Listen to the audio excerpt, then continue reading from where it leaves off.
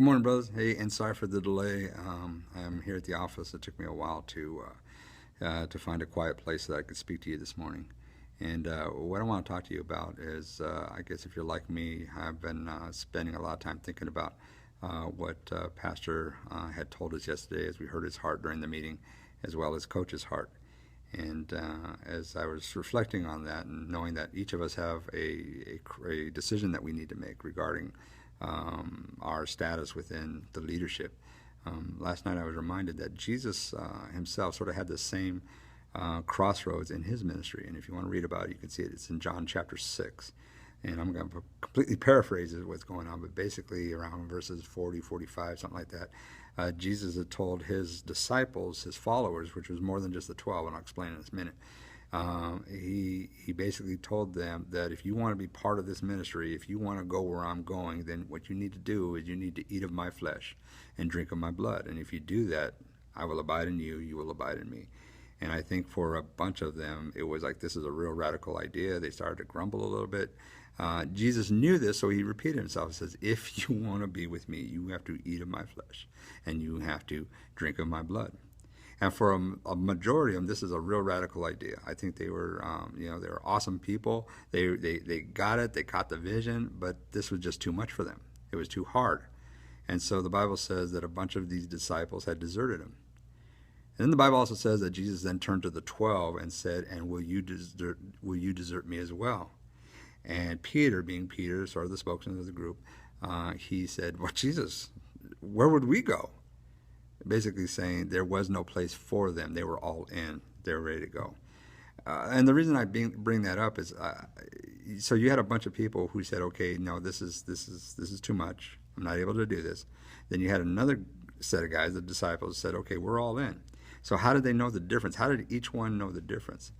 And started to think about that. I sort of reflected on my own walk and what happened a couple of years ago. After my third year teaching the curriculum, I decided that it was time for me to take a break. It was time for me to step away. That I needed to focus on other things. And here's the deal: is that lasted all of about a week because I could not stay away. I tried to, and after that first week, I was looking for excuses to get to the class, to sit in as a student, to help this, and blah blah blah blah. All right, and so what I found is that even though I tried to step away, I could not stay away. And so maybe that's a question. If you're struggling with this, maybe that's a question you can ask of yourselves. If you were to step away, could you stay away?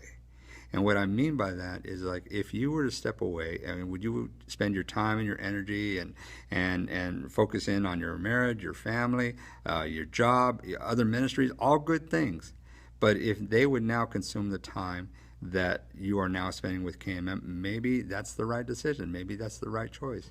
But if you were to step away and you could not stay away, in other words, it doesn't matter that you're no longer in leadership, that you would be there at every monthly meeting, you would be serving on the call team, you would be the greeting team, you would do whatever because you could not stay away. Well, that might be a good indication that you need to stick around. And probably the most important thing about all this, and just to wrap this up, is that was needed. Jesus needed to get to that point because later on in John, in I think chapter 21, Jesus is talking to the same dude, Peter, and he was saying, Peter, do you love me? Peter responded, well, yes, Lord. He said, well, then feed my sheep. Then he asked him again, Peter, do you love me? And Peter said, yes. He said, well, then feed my sheep. And he did it a third time. But the point is that at that point, Jesus was saying, Peter, do you love me? If you do, then get to work. Peter, if you love me, get to work. And that's really where we're at, okay? There's a lot of work that needs to be done. And so we need to really make that decision. And I hope this was helpful for you to try to decide what it looks like for you. And as you're fasting today, be fast with expectancy. Ask God to direct you. Ask God to help reveal to you.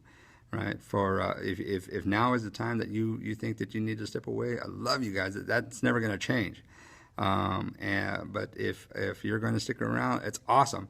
But we're going to need to get to work. And anyway, I hope this is helpful. I know it certainly helped me. I'm not going anywhere. God has revealed to me that I'm going to stick around for a while. And I love you, brothers. And God bless. Talk to you soon. Bye.